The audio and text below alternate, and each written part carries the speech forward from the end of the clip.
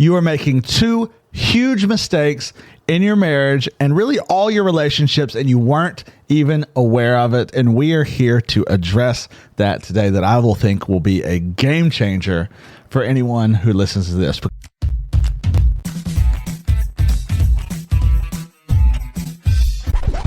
Here's a question for you. Is marriage overrated? Why aren't people getting married anymore? A new Pew Research poll found that 2 in 5 young adults think marriage is an outdated tradition. Marriage rates are at their lowest right now. Is marriage really even worth it? More than half of marriages end in divorce. If you get married, you have to be stuck with this person for the rest of your life, right? That's why you get married. So that's why it's declining. Why would you get married if you want to have just one partner when you can have multiple? Marriage is stupid. Welcome to the Married AF Podcast, the self-proclaimed greatest marriage and relationship podcast in the world. We are your hosts, Matthew and Monica Powers, and chances are you are making two huge mistakes in your marriage and really all your relationships, and you weren't even aware of it. And we are here to address that today, that I will think will be a game changer for anyone who listens to this, because you sent me this devotion maybe a month or so ago. And you're like, this hits home. I feel every bit of this, you said, especially with our children. And when I read it, I felt every bit of that with our children and really with all sorts of relationships. And I guarantee you, people are making the exact same mistake in their relationships and they have no idea that they're doing it. Yes. This was all you. You found this. I found it, but... You found it? I sent it to you because you do one of those and I'm just... drives you absolutely nuts. I get it. So we're here to try and help everyone not make these same exact mistakes. But before we do so, we want to real quick just our hearts go out to the people of LA. Yes. With what they're dealing with right now with the fires. It's been going on for over a week, I believe now, as we're recording this now. LA is like our number one spot. So we know we have people there. We have viewers, we have listeners there. We have people who are supporting us there. And 25% of our podcast. Our hearts and our prayers go out to you guys. One of my best friends in the whole world has a business that's right there in Santa Monica, and I've been getting updates from him, and he's been telling me, listen, we're miles away from this thing just absolutely taking over their business there. So we see what's going on. It's devastating what's happening there. We pray God will give some relief, get some rain, the winds to die down, and just give the opportunity. The Santa Ana winds will not come in at 50 miles an hour and just blow this thing up. So we're definitely watching. We're with you, thinking about you, praying for you for sure. Not just your health and safety, of course, but your homes too. I mean, people are losing homes left and right. And we've heard horrible stories about insurance companies. Yeah, we've heard insurance companies been dropping fire insurance, which is horrible. It's sad. It's devastating to people. But just pray that you can get the relief and safety that you need and all of that. We're there. We're with you in every bit of it. And also, before we get started, something that you found this week, my favorite band ever, 3 Doors Down. Like forever and ever. I mean, we've gone to, and we've probably seen them 15 or 20 times. Easy. At a minimum. And they've just recently been coming back around, and we've seen them several different times. And the first time we saw them when they came back around was at Universal Studios. Mm-hmm. And the lead singer, Brad Arnold, really just opened up and shared his faith in Jesus at that show, at a rock show, which you don't see that at all. I was in tears. It was unbelievable. Joy. Honestly. And we're like, holy smokes. We're like, I got to hear more about this. Mm-hmm. What in the world? Never in a million years would have thought that. And we've seen him several times since. And each time he gets a little bit more in depth. He gets a little more comfortable, it looks like, being able to share his faith in Jesus. Testimony gets a little bit longer and more at each show that we've been to. And we're like, oh my gosh, we'd love to talk to him just to hear about it. Yes. Well, the dude has been on a podcast to share his testimony. Which is great. It's great, and I haven't listened to it yet. I think it just came out a few days ago. It did. I'll probably listen to it as soon as we get done recording, because I'm dying to hear the testimony, because we even talked about, I want to know, how did he go from here to here? What were the steps? What happened in his life, and then what brought him in the faith in Jesus? And you can how do we get him on the podcast to get him to tell us the story. To tell the story of his faith. Brad Arnold, if you're listening, we would love to have you on our podcast. Just saying. Would love it. Bring your so wife. Much.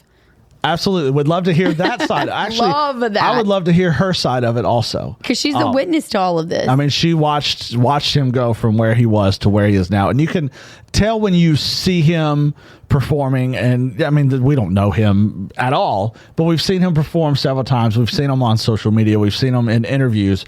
You can tell there's a difference about this guy. Mm-hmm. I mean, it wouldn't take long if you saw him before and how he performed to seeing him now saying there's something different. And that's, I think, the hope for all of us who follow Jesus, are to just live it out loud where people will look at us and say, I don't know what it is, but there's something different about that person. And I got to find out what that is. And then that's our opportunity to be able to go in and share what Jesus has done for us. So I can't wait to listen to it and hear that whole story. Honestly, a little bummed. I would have loved for it to have been us. That would have been amazing and so cool. But hey, listen, you never know what may happen. Brad Arnold, if you're listening, everyone knows him's listening. We'd love to talk to you and your wife just to hear what that whole story was like, and especially the impact on the relationship that you guys have. Mm-hmm. So unbelievable. And last thing before we get started, we haven't talked about him in a while, kingdomandwill.com. It's been a little while since we've talked. Kingdomandwill.com. I know you got some stuff from them. Yes. We've gotten several things from them. Super soft shirts. The most soft shirts ever. Not expecting it. No, and for dudes, listen, they're a little loose around the belly, which is nice, but they're tighter up top around the arms. It's great clothing, great company, Christian-based organization, kingdomandwill.com. Go visit them. Aren't they here in Alabama? They're based out of Montgomery, Alabama, which is about an hour south of us. Use promo code MARRIEDAF for 15% off your entire order. All orders, all the time. Married AF is your promo code at kingdomandwill.com. So, 2 huge mistakes people are making in their relationships. Number 1, are you ready? I'm not sure. Should I be taking notes? No, you already know all about this anyways. First mistake we make is we react without trying to understand. And what the devotion said, and I'll read a little bit of it. It says, we pay too much attention to someone's words and not enough attention to the emotions behind the words. People say stuff when they're angry that they don't even mean. They use words they don't intend to use. They exaggerate things, but you need to look behind the words at the emotion, because people don't always say what they mean, but they always feel what they feel. So we're talking about feelings. Now, Bible's really clear. The heart is the most deceitful among all things. But feelings are feelings. Feelings are real. We can't discount someone's feelings. Can't discount our spouse's feelings, our kids' feelings, our friends' feelings, our boss's feelings, whoever it may be. We can't discount them, but we are so quick to react without trying to really understand where someone is coming from in something. Yes. So I know I'm guilty of it. It happens all the time. We can't just hear exactly what they're saying. We need to try and be more considerate when someone comes at us with something. And whether someone is angry or they're sad or they're frustrated or confused, we need to be more considerate when people are trying to tell us something, because oftentimes we're really quick to react instead of respond to what is going to happen, because those two things are hugely different. Yes. I know I am guilty of maybe brushing it under the rug is the term I'm looking for. But you know when you're just too busy to do stuff, and it's not that I don't want to respond. It's just the timing of the action taking place does not fit with my timeline. No, I can agree with that. Yeah, no, I can see that sometimes, because we have our stuff that's going on. But typically when someone's coming to you with something, and especially if it's your spouse, we say a lot, someone's emergency is not my emergency. But when it comes to your spouse, their emergency should pretty much be your emergency as well, because you're for them, you're with them. You can't always just stop what you're doing in that moment and take in what it is they're giving to you. But especially when it's your spouse, I mean, I think that's something you need to be considerate of what's going on. So that first mistake Think that we're about making, your timing and those things too. The timing. Like if you had a problem and you needed to get it done, like now, I can't move on. If you know I'm in the middle of getting ready and my routine, I mean, I attempt to do makeup. It's not the greatest. I am no makeup connoisseur, but if I have something really close to my eye and I'm trying to get these silly eyelashes to stay in place to make it look like my eyes are at least open, don't come at me. I cannot stop in the middle of that. So be aware of the timing.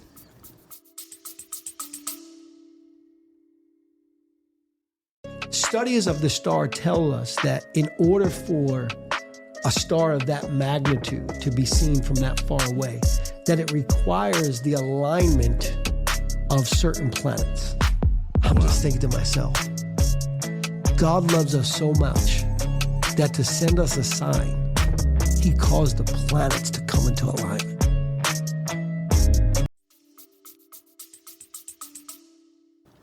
I agree. The timing is important of when to come to somebody. So mistake number one, we react without trying to understand. Number two, which I think most people are going to be guilty of this, and I don't think we're aware that we're guilty of this. And I think this can save you in so many instances. It can reduce the number of fights and arguments that you may have.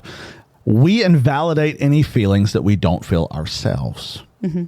And the example that's given here, it says, guys, if your wife or girlfriend comes to you and says, I feel ugly, I feel fat, don't just immediately say, oh, well, that's stupid. Why would you feel that way? You're not fat. You're beautiful. Mm-hmm. Instead, ask a question. Well, why would you feel like that? What would make you say that? Because you firmly believe, because you've done this to me before. You said, I do this to you every time. I hate how I look in this. It's one of those days I feel fat. Yes, and I'm guilty of saying, baby, you're not fat. You're not fat. I'm like, I don't want to hear you tell me I'm not fat. Exactly, because your feelings are real. I feel that way. You feel that way. There are some days that are worse than others that I feel that, especially with all the things that are going on in my life right now, where I've had to take medicine to get me to the point where I'm happy and healthy. This medication has made me gain 30 pounds. Yeah, I feel fat because I am fatter than I used to be. But you see me as... I don't see that. It doesn't matter, baby. You're beautiful. And Let me feel the fatness. And guys, that's the complete wrong answer. And instead, I agree with what the devotion was saying is, hey, why would you say that? Because that's definitely not something that I see. But I don't want to invalidate what you're feeling because it is real. And I think we're so quick to judge immediately, where if someone, especially our spouse, comes to us and says something that they are feeling this way, they're angry about something, and just because you don't see it, we immediately dismiss it. We immediately think, well, that's stupid. You shouldn't feel that way. Get over it. That's dumb. That's dumb. Don't feel that way. Now move on and get over it. Instead, they really, really feel that way, and we're just dismissing them and their concern whatsoever. Like it does not matter. And we try to argue with them on why they're feeling that way when the truth is they just feel that way.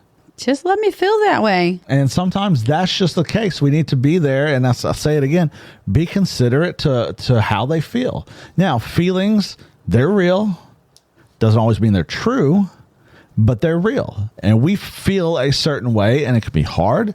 It can be painful, but feelings are horrible leaders when it comes to making decisions. Oh, and we've said that plenty of times. Not lead with your emotions. You can't lead with your emotions. You can't make decisions based off of your feelings, but we can't just dismiss someone's feelings. Now, a good spouse will not allow their spouse to make a decision based off of how they feel. And that's where you come in to be able to try and see where they're coming from, see what it is that's going on, see why they feel that way, understanding the why behind the what, instead of just saying, well, that's really stupid. You shouldn't feel like that at all.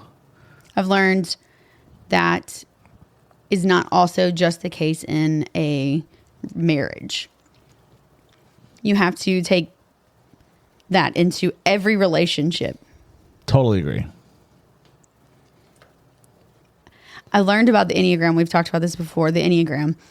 I never understood why I did not have that many female friends.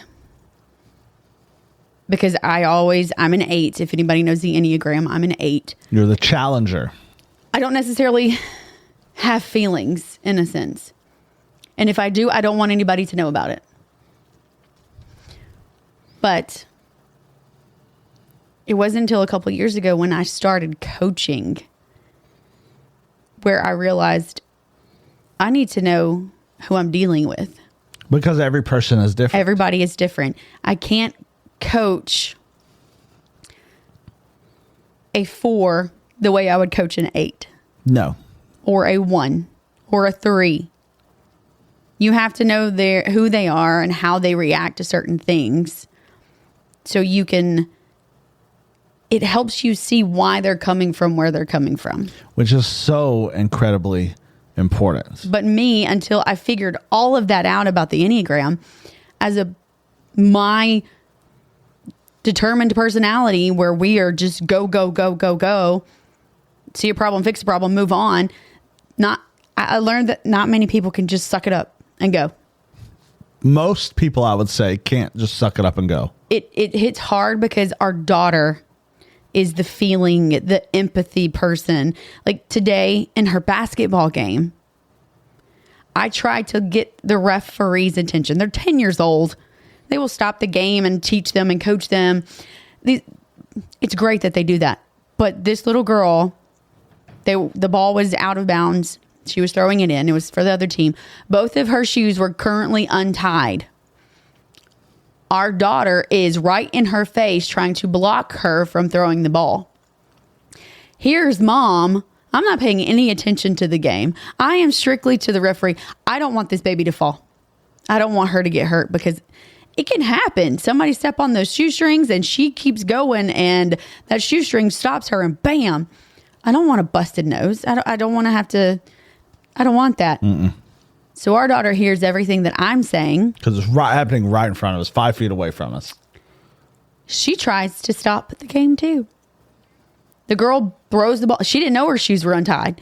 This girl throws the ball in, and my daughter, she is more worried about trying to get the referee's attention to help this little girl tie her shoes.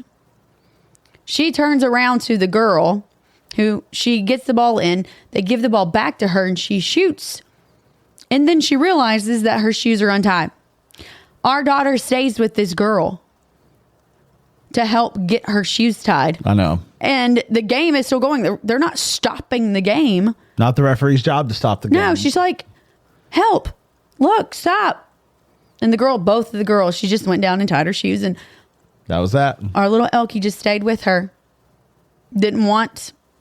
And you're like, I'm like, who cares? The game's going on.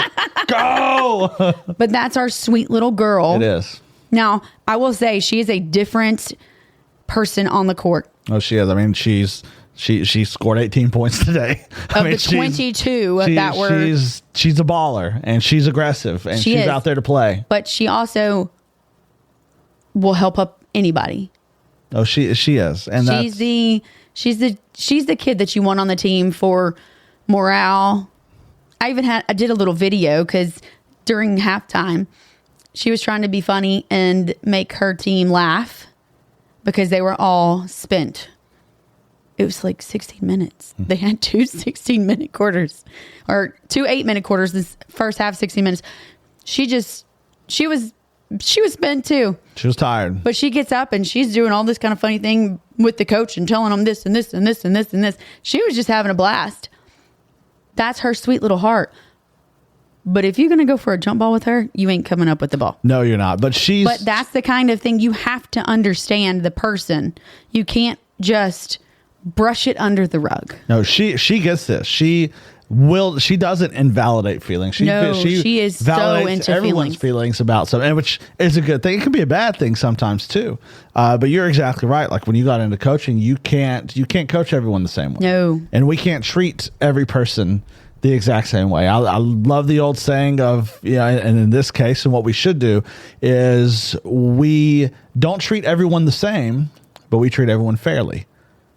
You can't treat everyone the same way. Because we're not all the same. No, because someone may feel a certain way about this, where someone else feels some way about this. It's like the example they gave here, where can someone be cold and then another person be warm in the same room? Absolutely, they can. And Us. exact same thing. Lately, it's been the opposite way around. I'm cold all the time. You are freezing you're and hot I'm all the pouring time. sweats. Like, God bless. I must be going through menopause. And you're like, I guess I need some blood thicker. I'm like, what the heck is a blood thicker? It was a stupid joke, okay? I have blood thinners. I was like, I need some of that blood thicker medicine. That way, even though they don't make it, I understand that. I know that it's not real. It was supposed to be a silly joke as we were going to bed. I'm going to go completely against everything that we are talking about right now and say, that's dumb. That is, honestly, okay, it is dumb. But I feel, but listen, feelings are real. They're not always truthful. But we feel a certain way because we feel a certain way, and we can't always help that.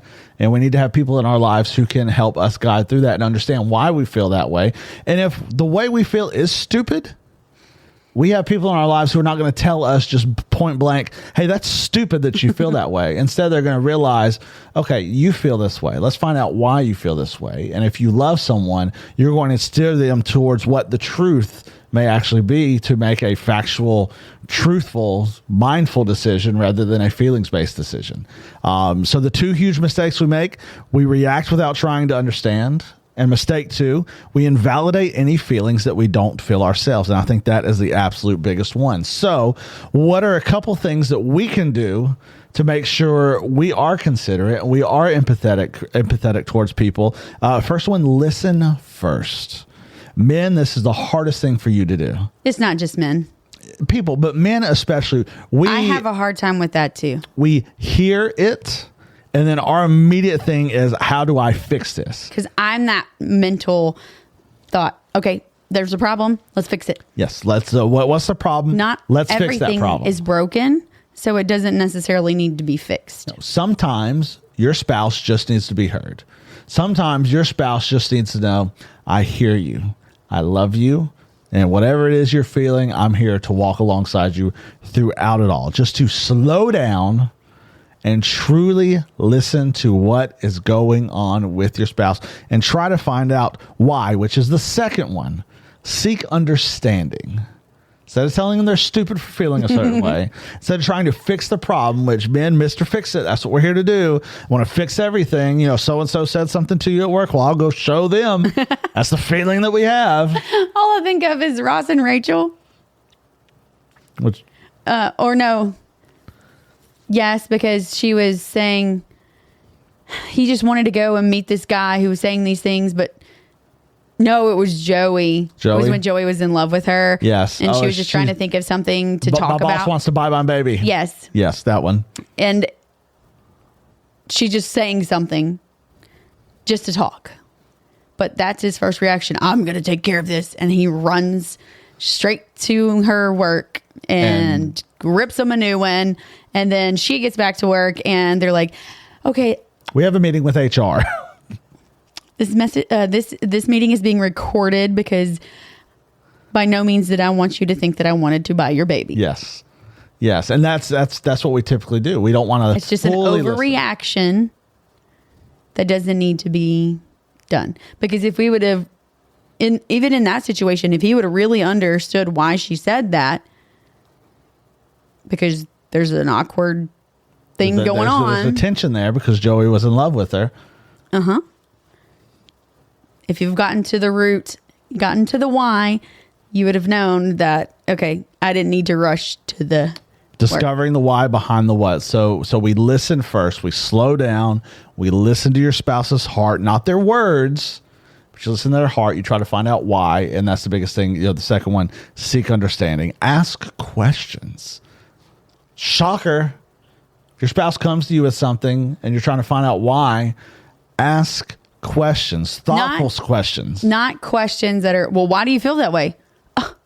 More about, hey, baby. That's very insensitive. Tell me what's going on. It's only going to make a fight. Yeah. Why would you think that? You know, a lot can be done with just the tone. I mean, you can say the exact same thing, but it mean two completely different things. Like, why would you say that? Or what would make you say that? Two completely different things. And you're going to take that two completely different directions based off my tone and how I say something and how I ask something. It's going to be two completely different things. So listen first, seek understanding. And number 3, offer empathy.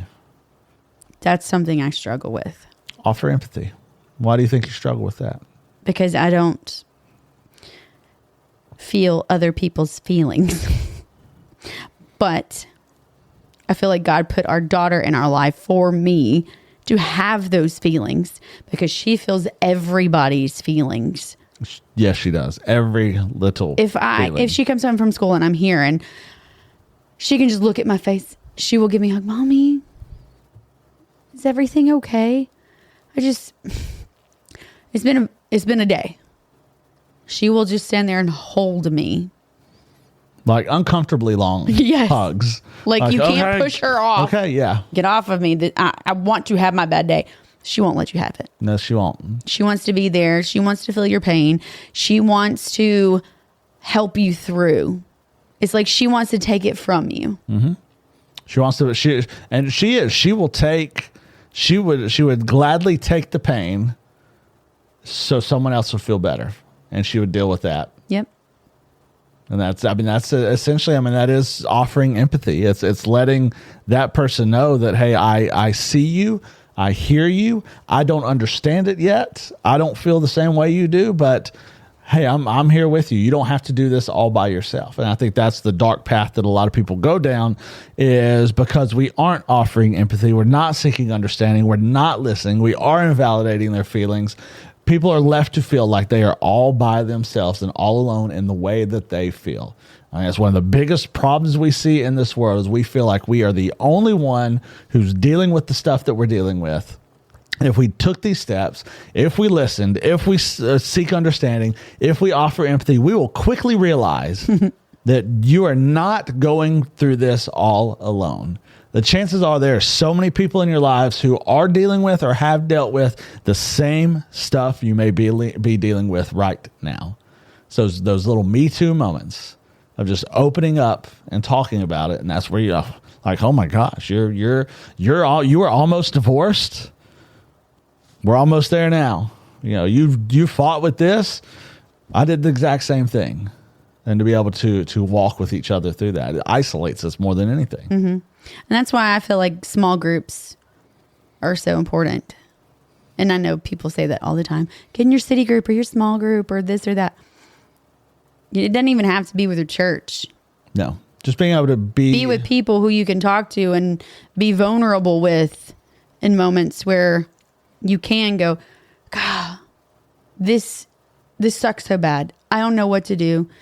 My husband is saying this and I don't understand where he's coming from. I don't know what I'm doing wrong. Just those little Me Too moments to get you in those positions with friends that can keep you accountable or actually tell you, hey, yeah, I see it. Mm-hmm. He's not wrong. Right. Or have you tried to talk to him about it? Yeah. And you have to be able to, you have to be self-aware enough to give people that authority in your life to be able to say that. Like what you just said, like, hey, I see that too. You absolutely do that. Because most people aren't going to be willing to take that type of criticism. You're either the husband's friends or you're the wife's friends. Mm-hmm. But you badly need people in your lives who will quickly call you out and say, no, your husband's right here. You do this. And it comes from a place of love. And we have to have those people who do that. I agree. Small groups are incredibly important to be able to experience that and have that with those people. Or, it doesn't necessarily have to be a small group. No, it doesn't. It can just be your circle, your group. Your circle of friends that you trust. And if they don't give you feedback or they don't help you in those situations, they are not your friends. I'd say you can quickly realize if those people are not, because if they just like, oh yeah, that stinks. I hate you feel that way. I'm so sorry. You need people who are going to say, oh man, I'm so sorry. But think of it this way, or look at it from this standpoint, or here's what I see, and then those are the people who are there for you, mm-hmm. and those are the people who can help you, guide you through whatever it is that you are struggling with. Yep, it's incredibly important. So, speaking of small groups, yes. We are doing our small group. We are bringing back the Married AF small group to Cultivate Church. It'll start here in probably a month or so. Mm-hmm. After 21 days of prayer and fasting, I think they usually kick up. So, yes, we are bringing it back. Maybe we should do something for all of our listeners that can't be here. Maybe. maybe a little teaser, a little cliffhanger are you throwing out there? I don't know. We I don't haven't know. talked about it. It just came to me. Well, I guess we need to talk about it, don't we? Stay tuned. Stay tuned. Listen to the next episode. Maybe we'll have a little something special for all you people who can't be there. Who knows? Most of our listeners are not necessarily from here. No, in fact, like 99% of them are not from here. Nobody that likes at us all. around here listens to us. Listen. So thank you for everybody else who's watching and listen. We'll see. But yeah, the small group's coming back. We feel a deep need. That this is, like you said, you need a small group of people to be able to do that. I was reading, it was a devotional the other day, and they were talking about the verse where 2 or 3 are gathered. God's presence is there, and he was specifically talking about that being in a group of small people. He said getting with 2 or 3 people, or 4 or 5 people, but a small group of people. He said, and when you are able to get in that group and be honest and open up, he said, and open God's word. He said, God is there in more ways than you could ever think that you need. He said, we have our one-on-one time with God. It's great. We need it. We have corporate worship that we do once a week or twice a week, and it's great and it's needed. He said, but man, there's something about being in a small group of people. He said, that is where your real depth of relationships come into play. Dead on. Yep. Absolutely dead on, which is the reason. We've learned that in the past 12 years. Yes, I think so. That's how long we've been at Cultivate. Yeah, the Married AF small group will be back, and I guess that'll be the spring semester of 2025. We're looking forward to it. Definitely praying over it, and just hope that God opens the doors for people who need it, and that we can be here for them and help with those relationships. But for today, listen, seek empathy, seek understanding. Don't invalidate feelings just because you don't feel it, because the feelings are real, and you're there to try and help steer someone in the right direction and try and get them back where they need to go. And it happens with your spouse. So don't make these mistakes. A game changer. It is. If you can figure this out. So any final thoughts before we go? I love you. I love you. Let's get out of here. God, we love you. God, we're so thankful for what you're doing. We're thankful for your word. We're thankful for relationships. We're thankful for the relationships that you brought into our lives. We're thankful for the relationships with listeners and viewers who we don't even know yet. But you have them in this community, and it's beautiful to see. And our prayer is always, God, that you'll just take this to the people who need to hear it, the ears that need to hear it. And God, that the guards will be broken down so people will just receive what it is that you need, because we all need you. We look to you. We love you. In Jesus' name, amen. Amen. Play ball.